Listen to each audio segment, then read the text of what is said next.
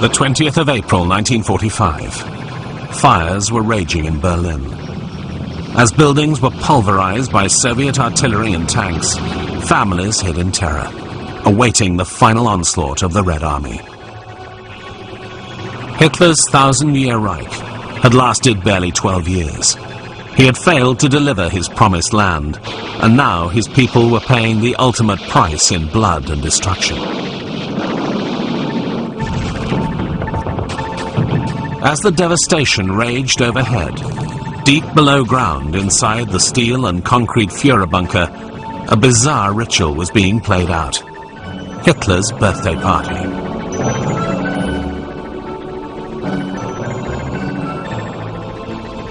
Some of his closest Nazi comrades had come to congratulate their Führer.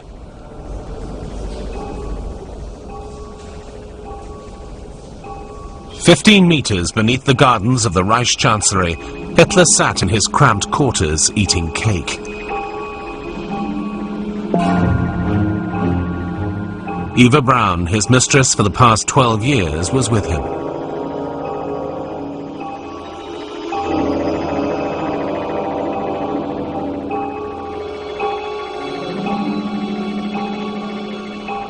Hitler was 56 years old. He had been leader of his country since 1933. However, many of the top Nazis visiting him had been his close friends for over 20 years, since the Nazi Party's earliest days. Joseph Goebbels was head of the Nazi propaganda machine.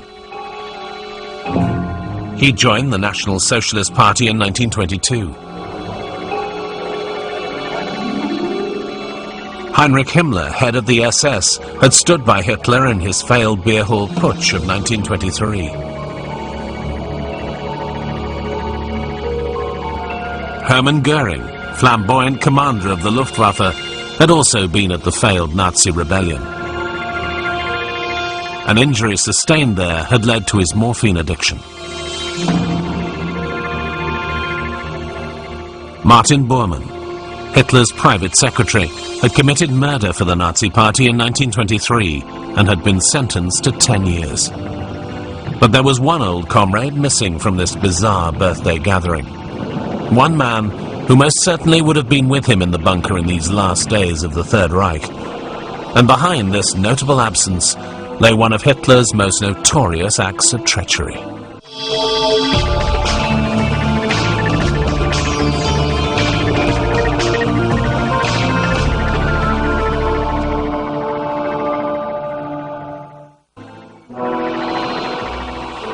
On the morning of the 1st of July 1934, Hitler had been in power for 18 months as Chancellor of Germany. But he was a man in turmoil. Normally decisive, he could not bring himself to issue one particular death warrant. But by midday, Hermann Goering and Heinrich Himmler had persuaded him to sign the order. Late that afternoon, Theodor Eicke, commander of the Dachau concentration camp, arrived at Stadelheim prison in Munich with 2 SS officers. They demanded to visit the prisoner in cell 474. The prison governor would not comply and telephoned the Minister of Justice. Eicke grabbed the phone, shouting that he had a direct order from the Führer. He was then allowed into the cell. He found a fat man stripped to the waist. "Your life is over," said Eicke. He left the cell and waited outside. The imprisoned man was an incredulous Ernst Röhm, one of the Führer's best friends.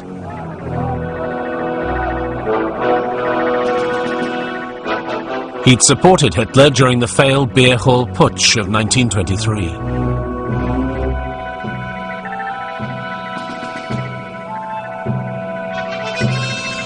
When Hitler seemed set for political power in 1930, he had turned to Röhm to organize his brown shirt troops.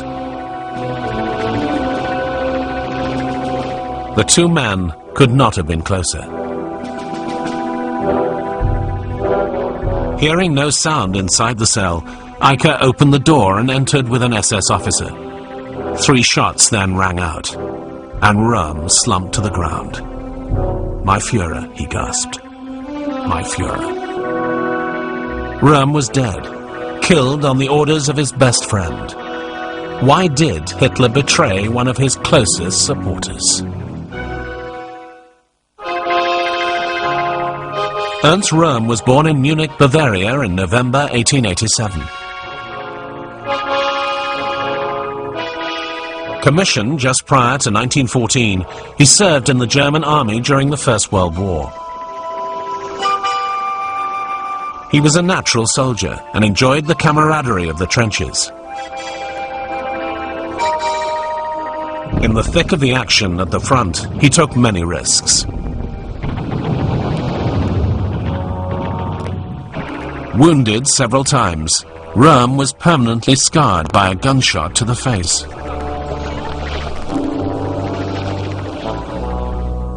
After 1918, he failed to settle in peacetime.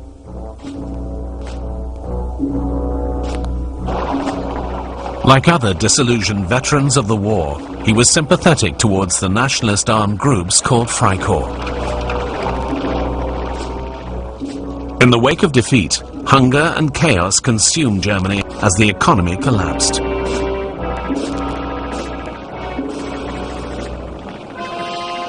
Nationalists and communists marched through the streets, fighting for control of German cities.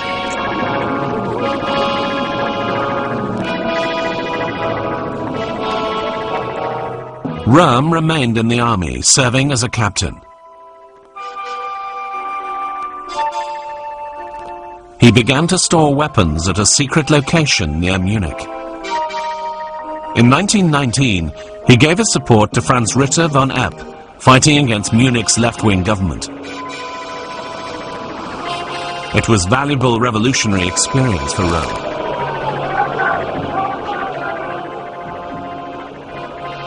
Meanwhile, another ex-soldier, Adolf Hitler, had joined a seemingly insignificant anti-government group, set up by disillusioned nationalists.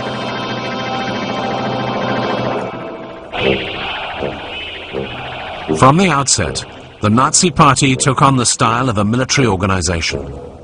Its supporters wore uniforms and were ready to defend its policies with brute force.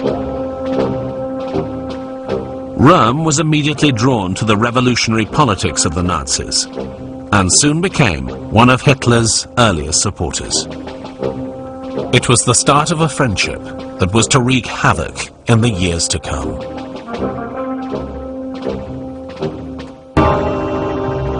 Berlin, 1921. Adolf Hitler took control of the Nazi Party and enlisted the services of a young but ruthless supporter, Ernst Röhm. Later that year, Hitler created a militia to break up opposing political meetings with extreme violence. They were called the Brown Shirts. He called them his Sturmabteilung, SA for short. It meant Storm Detachment, and was derived from the elite troops that had stormed trenches in the First World War. War veterans were among the SA's first recruits. They were soon busy fighting communists and intimidating minorities, with Ernst Röhm on the front line.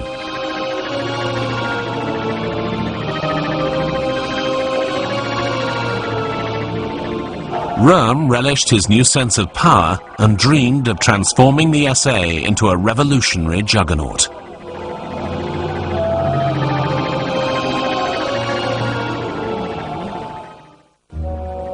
But in 1923, Hitler recruited another, smaller group of black-shirted soldiers, utterly faithful to him, to serve as his personal bodyguard.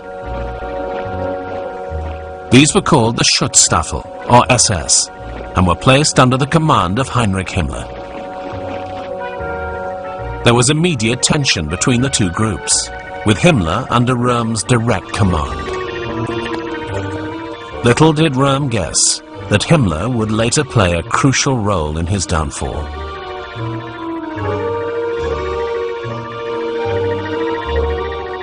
In 1923, Röhm was closely involved in Hitler's beer hall putsch in Munich. In the Bürgerbrau Keller, Hitler jumped on a chair, fired a pistol in the air, and announced a revolution against the weak Bavarian government. Röhm had been ordered to capture the local military headquarters, but the army failed to support the revolutionaries, and Röhm was surrounded. Hitler marched through Munich with 2,000 supporters to rescue Röhm, but armed police stopped them, and several Nazis were killed.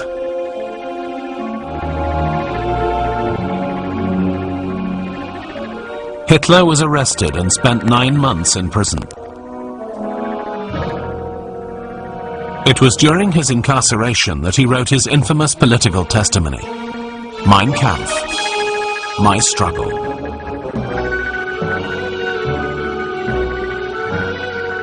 Röhm was also jailed, but quickly released on probation. This experience convinced Hitler that he could only take power by legal means. Röhm, however, still believed in revolution. For the first time, political ideology began to drive them apart. Disillusioned by the lack of action in Germany, Röhm gave up politics and worked as a traveling salesman before taking a job in a factory. Later, he decided to leave Germany altogether. He went to work as a military instructor in Bolivia, isolated from the dramatic events unfolding in Germany. Whilst Röhm worked abroad, Hitler was busy forging a conventional political career, winning over voters with his powerful oratory. Audiences were thrilled by his masterful speeches, in which he catalogued Germany's enemies, including, of course, the Jews. Only the Nazi Party, he claimed, could save Germany from chaos and mediocrity.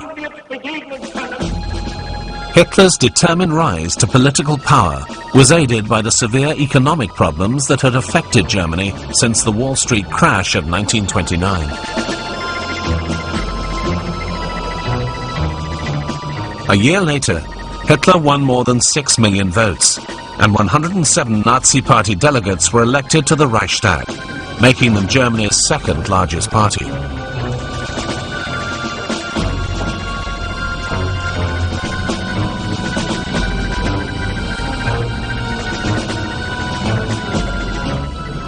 Röhm returned from Bolivia, and Hitler once again put him in charge of the SA, now a massive political force. For Röhm, it was a dream come true. The position brought him power and status. Röhm organized the SA along strict military lines, dividing it into 5 Obergruppen and 18 Gruppen. A training college was set up for new recruits in Munich.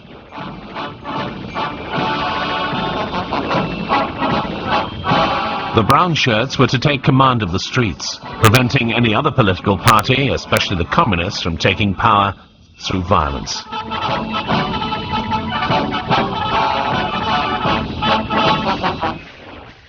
Röhm was assisted in his recruitment drive by the worldwide depression.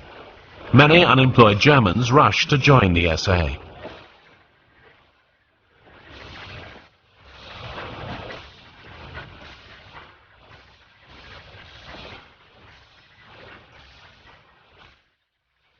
Within a year, Röhm had doubled its size.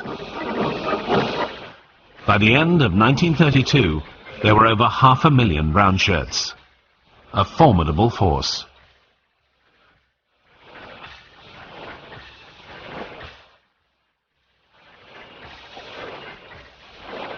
Hitler was delighted at his comrade's success, but he could see that it unnerved the political establishment. SA meetings became bigger and more organized as its numbers passed 1 million. Röhm's revolutionary vision was coming true, the formation of a military force larger than the German army itself.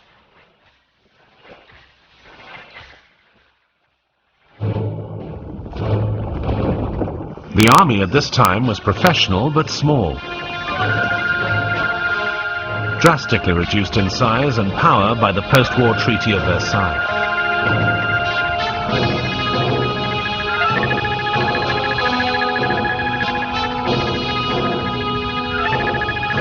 Röhm and his followers believed they could create a new, more effective military force. But to avoid criticism, they had to operate merely as an auxiliary arm of the Nazi Party.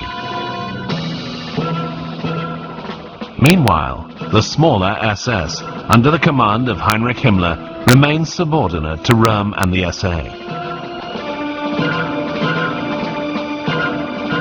But Himmler had his own ambitions to transform the SS into a major power in Nazi Germany. At the same time, he organized his own secret police force to viciously attack political opponents.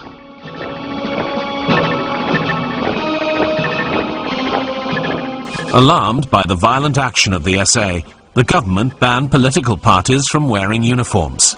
Hitler had to comply, and the SA's brown shirts were temporarily replaced with white.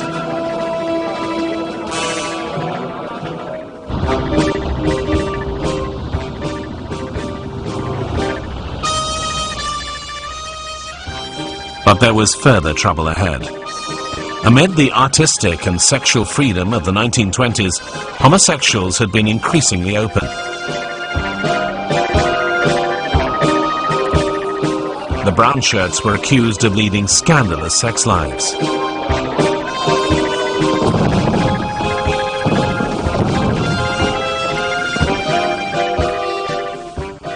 Röhm himself was a homosexual and appointed many gay officers to high ranks within the SA. Initially, Hitler ignored the problem, declaring that the SA was not a moral institution for grooming young ladies, but a club for fighters. In 1932, the Nazis became the largest political party in Germany. Hitler's combination of politics and violence was succeeding. But would the scandal surrounding the brown shirts derail his quest for domination? And would he have to sacrifice them to gain the support of Germany's much-respected president, the great war leader Hindenburg?